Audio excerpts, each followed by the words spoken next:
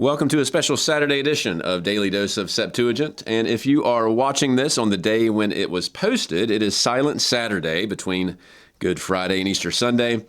If you're not watching on that day, that's fine too, but thanks for joining. And I thought I would just do a short video today, given the time of year in which we are reflecting on the death and resurrection of Jesus, to take a look at the resurrection scene in Daniel chapter 12, one of the more famous passages in the Old Testament that anticipates a bodily resurrection.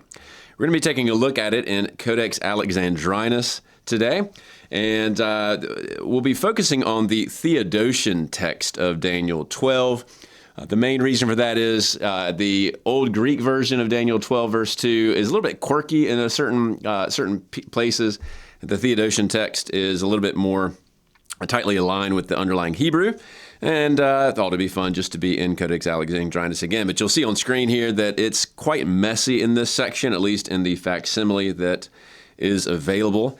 I'm hoping at some point the high-res images will be reposted by the British Library. Still not yet, but we'll make some headway and we'll put the text up on the screen to help us track along. So we'll start actually kind of in the middle of verse 1. You'll see that the scribe here doesn't follow our later versification.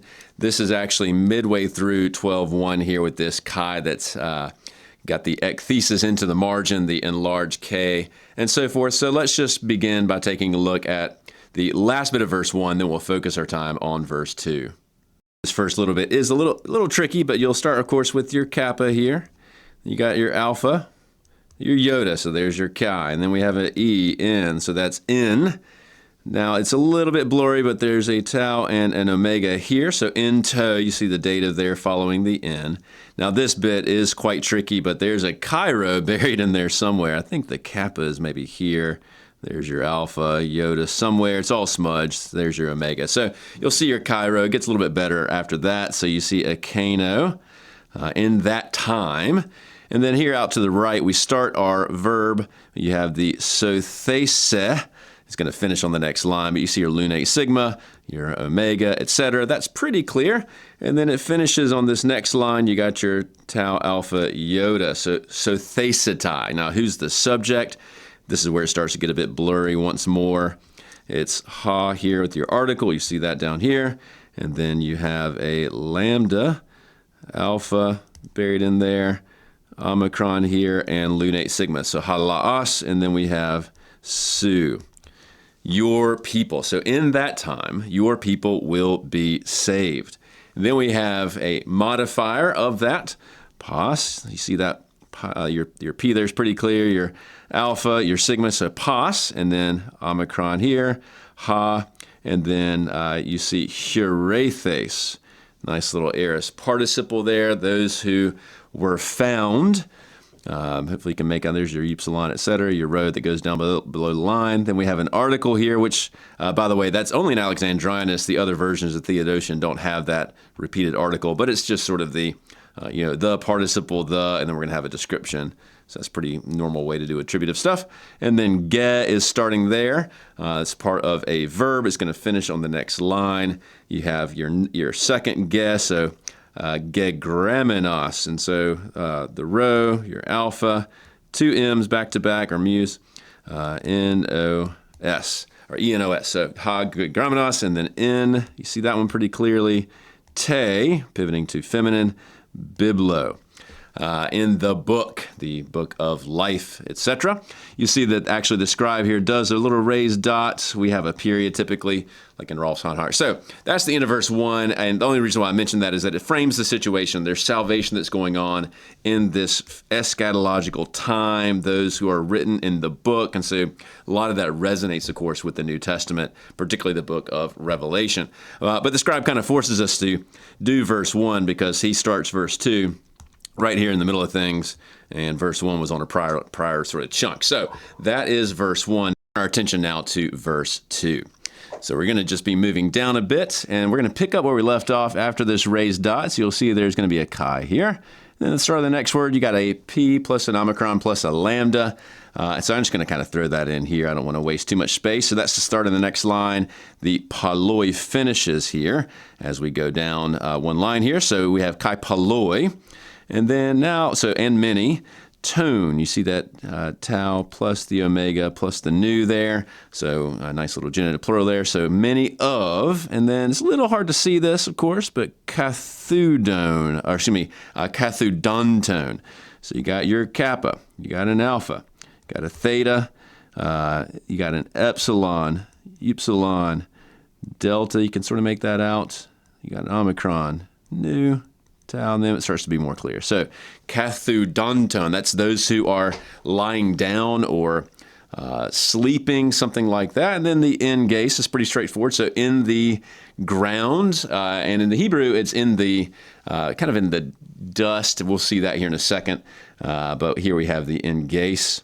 Moving to the next line, here we go. We got the chomati here. That's pretty straightforward, as you can see that on the screen. So in the ground of dust or something along those lines.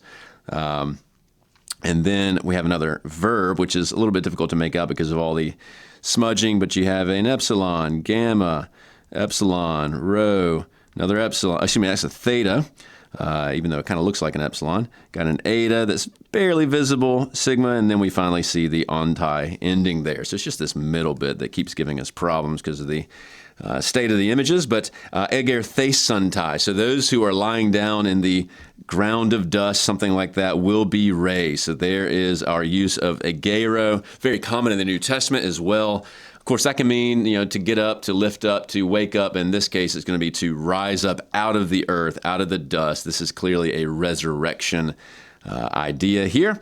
And then, even though there's no punctuation, you'll typically see some punctuation in a critical edition. The scribe doesn't put anything, but you have two different pairs of hutoi. So we have a hutoi here, though these ones, referring to some portion of those who are going to be raised.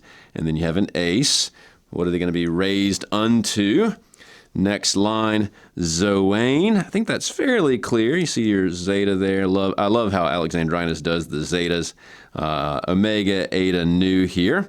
And then it's ionion. So you see that alpha here, iota, omega, nu, iota, omicron, nu here. Starts to get a little bit blurry there. So these ones to eternal life. And remember, ionios, or ionion, typically is a 2-2, so it's going to match up with this feminine, even though that kind of looks masculine there. It's essentially a second declension feminine. So unto eternal life, and then we have another chi here, which you can sort of make out. Your kappa is somewhere in there. Hutoi, now referring to the other ones, and these, another ace here, like we saw previously, and then it's oni, and then we finish up down here, dismon. Now, I've thrown in an epsilon here because technically that's how that should be spelled, but via sort of the phenomenon of iticism or yodicism, this particular scribe just has a iota as opposed to the epsilon iota. That's pretty common. We've seen that in other videos before. And so that's unto disgrace. And then we have, let me clear up some things here. So you got the onidismon, and then chi, because there's two things here. Ace is repeated, so you can see that epsilon, iota, sigma. And then we have iskunane. You can barely make out. There's a alpha right there and a iota that's very blobby. And then you have your sigma, your chi, etc. Then it gets cleared up. And then they finish with ionion again. Now you may be wondering, where's that last nu? Where it's right here, that's the nu bar. It's often a common abbreviation where they'll just do that over bar. And then a full stop because they're going to begin a new sentence down here. So the end of the verse has that full stop. So what's important about Daniel 12:2, of course, is that it is one of the passages in the Old Testament that not only anticipates a resurrection, but it's anticipating a general resurrection, that everyone who is in the dust of the ground will be raised, and some will be raised to eternal life, and some will be raised to eternal shame.